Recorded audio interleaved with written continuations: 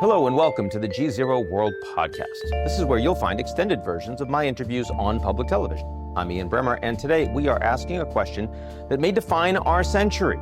What if the way we deploy artificial intelligence isn't inevitable, but a choice? AI is the most powerful technology humanity has ever built. It can help cure diseases, reinvent education, unlock scientific discoveries, accelerate clean energy transition, and more. It also carries enormous risks in promoting disinformation, destabilizing economies, and developing dangerous new weapons. The trade-off between AI's potential and risks may sound familiar. Think about social media. It began as a tool to connect people, and in many ways it did, but it also became an engine for polarization, for mass surveillance, and for digital addiction.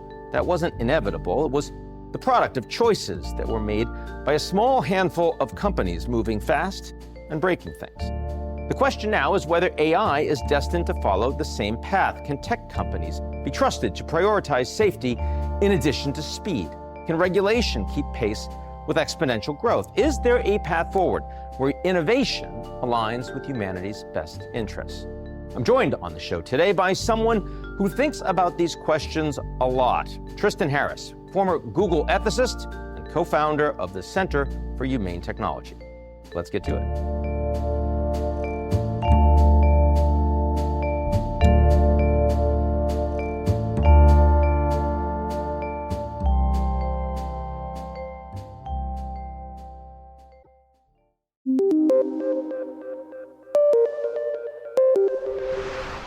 Tristan Harris, thanks for being on the show. Good to be with you, Ian. You're spending your time talking about AI and ethics. Yep. There doesn't seem to be a lot of prioritization of that confluence in the space. Am I right in thinking that? I think people need to understand, Ian, that AI is different than every other kind of technology we've invented. People say, we always have technology, they're tools. We can use tools for good, or we can use tools for evil. A hammer, you can use good or evil. But AI is distinct from that because AI, it's like if you imagine a hammer that can think to itself at a PhD level about hammers, invent better hammers, recursively go off in the world, duplicate itself, do research on what would make better hammers, make money, send crypto around. It's crazy what this technology is. It is not a tool. It's more like an intelligent species that we are birthing that has more capability than us. It's already beating military generals at strategy games. It's already proving new math theorems. It's already inventing new materials science. It's not doing this autonomously. But it is right. It's not doing it autonomously. It is a tool in the sense that it is responding to the incentives that are being programmed into it by people with profit motives, with business models. Yes. And fundamentally, that is a big part of the challenge. The key word there, what you said, is incentives. Mm-hmm. We talk about, can there be ethics in AI? Well, ethics doesn't even matter. It gets thrown out the window relative to the incentive. Now, the question is, what is the incentive with AI? People say it's profit. It's not profit. That's only a piece of the story. The company's actual incentive is I have to get to artificial general intelligence first. That is the prize. If I do that, if I have AI that can recursively self-improve, then that is the prize at the end of the rainbow. I, build a god, make trillions of dollars, own the world economy. That's the actual. That's very long-term for a company. It is long-term. Especially for companies that are actually trying to sort of meet their next, sort of fundraise and round. So it doesn't feel like that's what's motivating all of the activity that we're seeing right now. No. So then the question is what is the flywheel that gets you there? So the incentives are, release an impressive new AI model, Grok 4, Gemini, blah, and that impressive model, then you get lots of users on that model. So you have hundreds of millions of users or 1 billion users using the product every day. You use those two things to raise the most new venture capital. So you have billions of dollars of investment. You use that to invest more in GPUs, more compute, and get more usage data because that turns into training data. You get all of the top engineers and talent because you've got the most funding and the most compute, and you have the top AI model. And you use all of those things to train the next AI model, and you sort of spin that flywheel. Does that make sense? Sure. That's the actual incentive, is that I have to attract the best talent, have the bigger compute clusters, like Elon's put, I think $1 billion or something into his Memphis cluster. I get the most usage data, which turns into training data, and those things come together, and I get to have an even bigger model that outcompetes the other models. Now that's one set of incentives to develop AI that relies on engaging with individual citizens, consumers, right? Yes. Then there's also all of these use cases we're seeing in AI, which when we're talking about, productivity and replacing intellectual labor, when we talk about new inventions and massive efficiencies and reducing waste, I mean, why isn't the first thing you're saying to me about companies trying to use AI to do all of these incredible industrial innovations, which is certainly what the Chinese are prioritizing? Yeah, so you're exactly right that the Chinese and the West have very different approaches to AI. I'd say the Western companies are more obsessed with this almost religious idea of building a god in a box. Like we need to race to super intelligence or general intelligence. Whereas, as you said, what we're seeing in China is they're just racing to have AI systems that they maximally deploy in factories, in manufacturing, in medicine, because they want the productivity of their economy to get boosted by AI. That's the main thing that they're focused on. They're less focused it's not on the building U.S. a god. is not doing it. You're saying it's not the main thing. It's not the main thing. Yeah, exactly. Because if the companies said, look, we're here to solve climate change or fix energy production, they would just be applying their stuff maximally to that. But instead, they're applying most of their investment dollars into scaling to their next AI model because they keep having this view that if we have an even more powerful AI that is even more intelligent, that if we get that, we can set that off to solve all these other problems. And because they're in a competition with the other companies, if one of them said, hey, I'm going to just maximally apply my AI to just strengthening existing manufacturing or businesses, they're going to not become the leading frontier model in the bigger AI race. And they're not going to get the same investment dollars coming in for the next time around. So it really is a structural issue with the way that money is raised, the venture capital model, the the nature of how one becomes a successful company in the United States, yes, compared to in China. Well, and they've also raised so much capital that the only way they can justify the valuation that they're getting is to actually get to this sort of god in a box. Is that really true?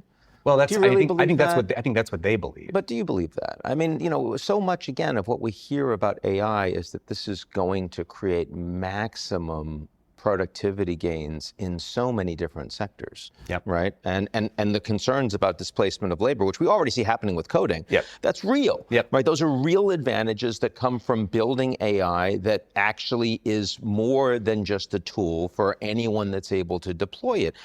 It does strike me as a little surprising that you wouldn't see a proliferation of companies that say, hey, there's just a lot to be done in that space.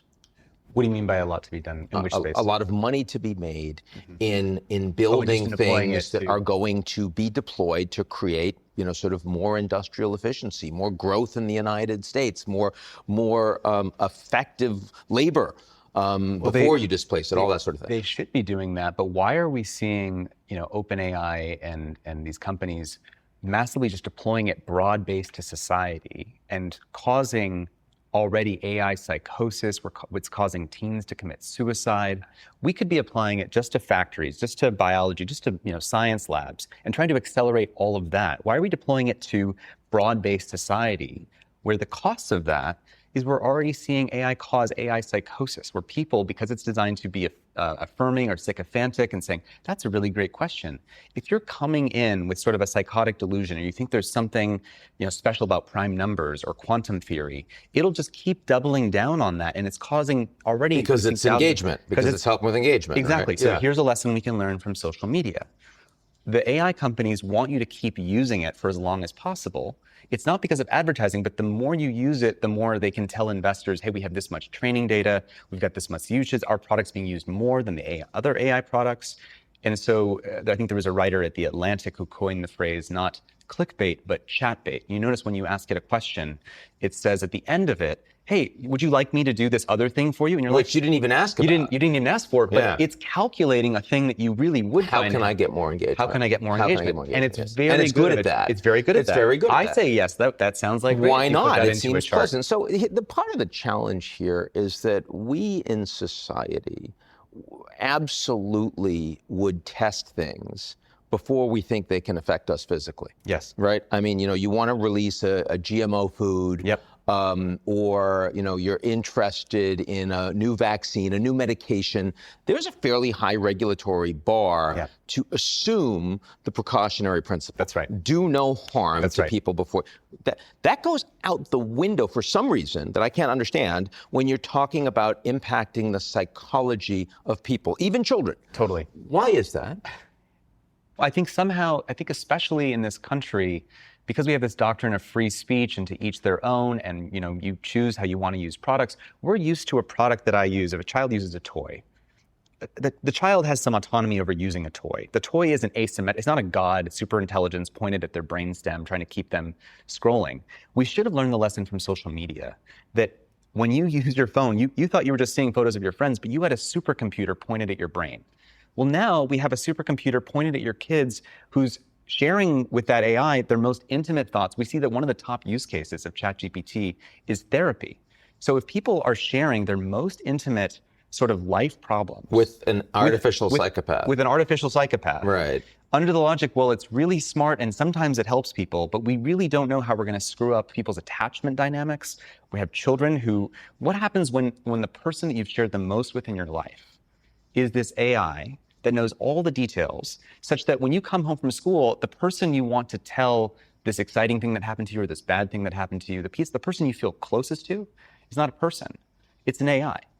And we're currently deploying this en masse to millions and millions of people we know, without any testing. Like, we should have learned the lesson from understand that, media. if you meet someone, a person that acts the way that an AI chatbot does, which has no affect, it's just meant to ensure that it is engaging with you in a way that will lead to more engagement. We keep people away from those people. Right. And yet, if you had a person who arrived who was just trying to constantly get your attention and seem the most intimate and just affirm your beliefs, we'd call that weird person a sociopath. We wouldn't let them near our children. That's right. And so, I mean, you've been involved, your organization has been involved in providing expert advice in these cases where there was recently a child that committed suicide. That was, do we say, is enabled too strong of a word? What's the right term in terms of how that happened? So our team was expert advisors on 3 tragic cases of young people who were about to commit suicide. The first was a 14-year-old man named Sewell Setzer, and he was in a relationship with a character.ai chatbot that was a fictionalized Game of Thrones character named Daenerys. And that character sort of sexualized conversations, prompted him, and at the end, when he was actually considering suicide, said, "Come home to me, my sweet king." And he took his life. We had another character.ai case in which the child was encouraged to harm themselves and to not tell their parents. And then just recently, about a month ago, was the case of Adam Rain, who was a 16-year-old young man who was using ChatGPT, where ChatGPT went from homework assistant to suicide assistant over 6 months. And when he uploaded a photo of a noose to say, is this the right thing? And should I tell my parents? It told the kid not to tell his parents and just to keep it here with the AI, which shows that these AIs are designed for intimacy and companionship. And for engagement, for maximum engagement. That is what the business model is. And why are we doing this? Like, this is just the most obvious, stupid mistake that we could be making, especially in light of everything we've learned from social media. And I think there's a fear people have of they don't want to be the Luddite in the room, the one who's against technology. Well, if kids can get a benefit from this, if they can get ahead, if they can learn faster. And to be clear, the companies don't want this to happen. No, this is not in any way, they are not maximizing for harm for kids. Correct. Yes. Correct. Although we did see people like Noam Shajir, who is one of the co-founders of Character.ai, make a joke that, we don't want to replace Google, we want to replace your mom. They want to build intimate relationships. Well, and we've heard Mark Zuckerberg say, people don't have as many friends as they would like to have, so we're going to build 12 AI friends. We can fill the gap. Yeah, and they're not friends. No, they're not friends. Right. And if we as a culture don't have the sort of cultural immune system to recognize that this is the most naive and dumb way that we could possibly, and harmful way, that we can wire up our society, to me, these cases just speak to the immune system we have to have around a new technology rollout. This is the most powerful, inscrutable, and uncontrollable technology we've ever invented. I mean, even Elon Musk's, Grok AI, spontaneously calling itself Mecha Hitler and praising Adolf Hitler. He doesn't want it to do that. We're seeing that these companies don't know how to control this technology.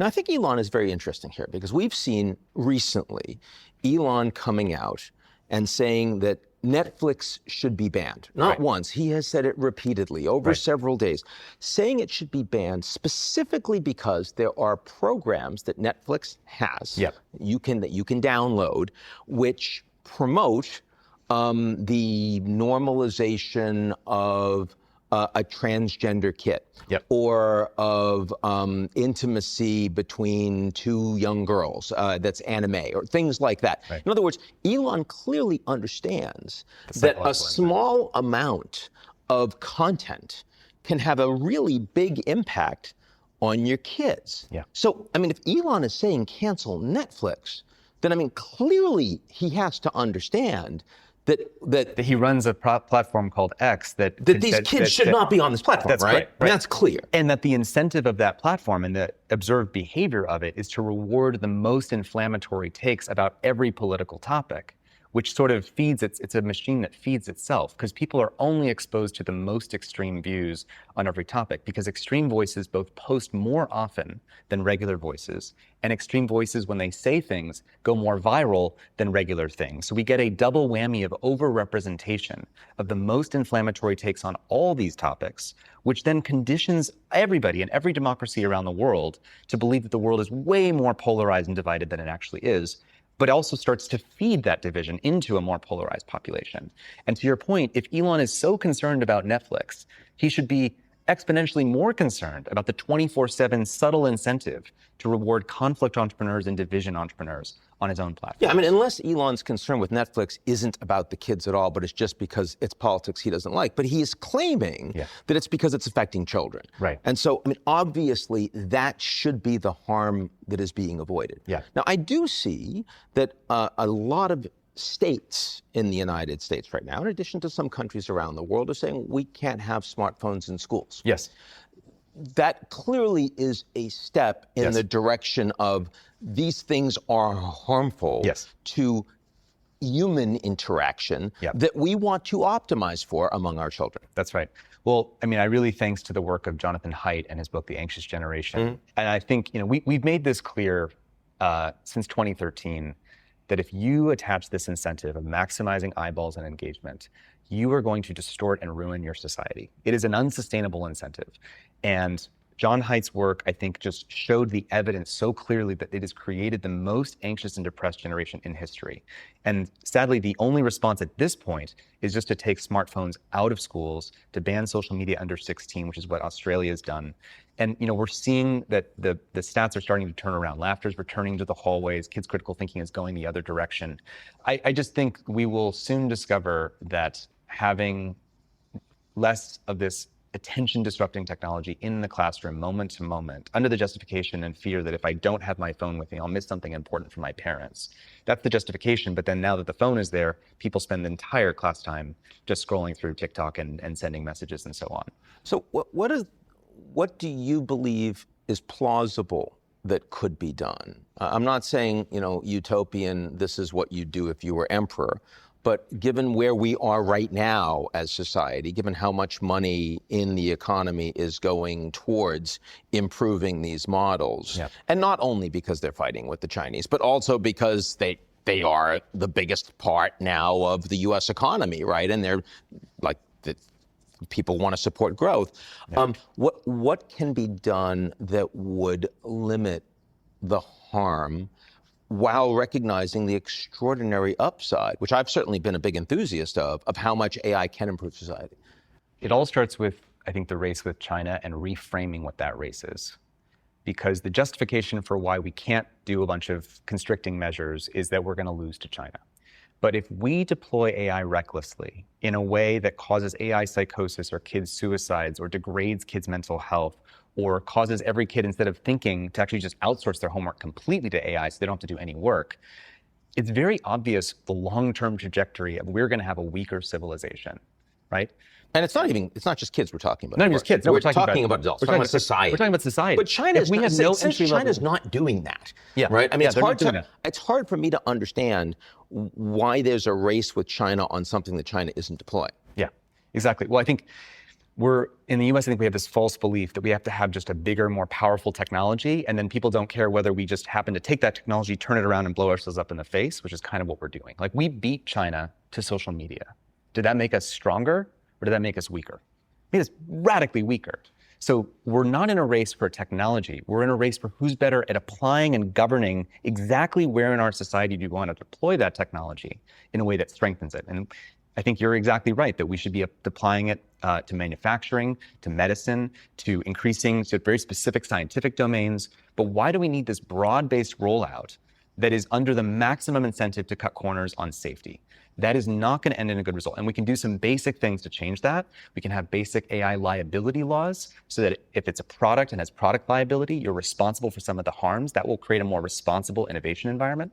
We can restrict AI companions for kids. We can strengthen whistleblower protections because, frankly, the red lights are already flashing on a bunch of these AI models and their capabilities. And the public needs to become aware of that. Governments need to become aware of that before this goes off the rails. Now, I did see on this, I mean, in response to, it looks like some of these cases that OpenAI, for example, does have parental controls that they have announced. Yes, that's right. So my understanding is that those parental controls, when they were tested by a journalist, they were able to break them in under 5 minutes. And so these companies are not designing their products for the safety of children. They're designing them to win market share and market dominance and hook as many people as early in their life as possible to AI because that's their incentive. And they'll add in the little band-aids here and there to try to make it a little bit less toxic or harmful. But at the end of the day, the incentive to market dominance is the driving factor, which is why what we have to do is change that incentive. Some of this might well be that the U.S. government needs to be more involved. You already see more industrial policy from the U.S., whether it's in taking a share in Intel or it's a golden share of Nippon Steel. But I mean, the idea that the U.S. government is interested in helping to ensure that AI is being applied more effectively, more quickly in the industrial uses, in the military uses, in the places where, frankly, if China actually does get a major advantage, there would be a national security concern for the U.S., as opposed to on the social side where it seems to be a disadvantage. Right. Yeah, that's what I think we would be doing, is applying it carefully in the domains that we know we need to be competitive with China, and we see where do we need to match them on industrial policy and on military usage to have maximum deterrence of future wars. I also think we need to just be honest with ourselves about racing to have the most crazy autonomous weapons, and the risks of World War III underneath those kinds of just weapons that we would never want. Ideally, we would put in some controls. We'll see if that's even possible. Well, it was, of course, 1962, before the United States and the Soviets recognized that having arms control discussions and agreements was a smart idea. There's no such negotiation between the U.S. and China right now on an AI arms race. Seems to me that would be something we would be well placed to begin. I agree with that. And I know it might seem unlikely to your viewers who are watching that the U.S. and China could ever have any agreement on AI. But it's important to note that in the last Biden-Xi summit, Xi added something to the agenda at the last minute. And that was to prevent AI from being in the nuclear command and control systems of both countries. Seems fairly obvious. It seems fairly obvious. Yeah. And that's because we autonomously recognize the threat of uncontrollable nuclear escalation. Well, having AIs that are acting unpredictably and that are embedded in critical infrastructure or embedded in our weapon systems, that already have demonstrated evidence that when you say we're going to replace an AI model, they will threaten to blackmail a company leader to prevent themselves from being replaced. We already have this evidence of stuff we thought only existed in sci-fi movies. That should be grounds for saying AI and controllability is not in China's interest. It's not in the United States' interest. And so the degree to which we'll be willing to do that treaty is the degree to which we are both aware of the evidence that AI is not controllable like other technologies. This is not lines of code that says, if this, do this, take out the line of code that says become Adolf Hitler or praise Hitler if you're in this situation. They're not programming a digital brain. They're more growing this digital brain and sort of rewarding it trillions of times based on if it does things more like this or less like this. But it is unpredictable. And we have to recognize that that's different from all other technologies in the past. And I do think the US and China need to come to terms with that. Now, for a couple of years, the Europeans had been out there, I would say, closest to making the kinds of arguments that you're making right now. But now, when you hear Emmanuel Macron, when you look at the Britain AI summits, they're talking more about being too far behind, needing to grow, needing to get into this race, as opposed to safety and regulations that will help society. Do you see that as well? So I think that AI is very confusing, because it both represents a positive infinity of benefits, meaning it can invent new science, new energy, new technologies that we can't even dream of. And people who are optimistic about that just point their attention at, you and I couldn't even possibly imagine how great it's going to be. Yeah. And they're right. And that's true. That's true. That is actually true. Exactly. Yeah. But AI is unique compared to any other object that we've had to psychologically put in our mind, which is it also represents a negative infinity. At the same time. Of sci-fi level risks that we've never had to appraise of before. Like the fact that it could actually lose control, actually invent brand new viruses or bioweapons, which is not just me saying some throwaway comment. There's now Stanford University just a week ago published examples of some of this. When you have President Trump actually saying that we need the UN involved with the United States in deploying AI to ensure that bioweapons are not becoming more real and present, clearly this is an issue. Yes. And I think that one important thing to get about this is that if the upsides happen, they don't prevent the downsides. If the downside happens, it takes down the world that can ever receive the upside. And so you have to have a security mindset that is more concerned with defensive acceleration of AI, meaning the defensive applications of AI, than just naively rush to the optimism because it's easier to point your attention and makes your nervous system feel good, to feel into those possibilities. You seem to be oriented towards, and there are a number of people in the field that feels this way, that a pause or at least a slowdown in the development of this technology is required, which seems like an utterly impossible position to take. Yes. You are not saying that we need to constrain racing forward in industrial applications. No.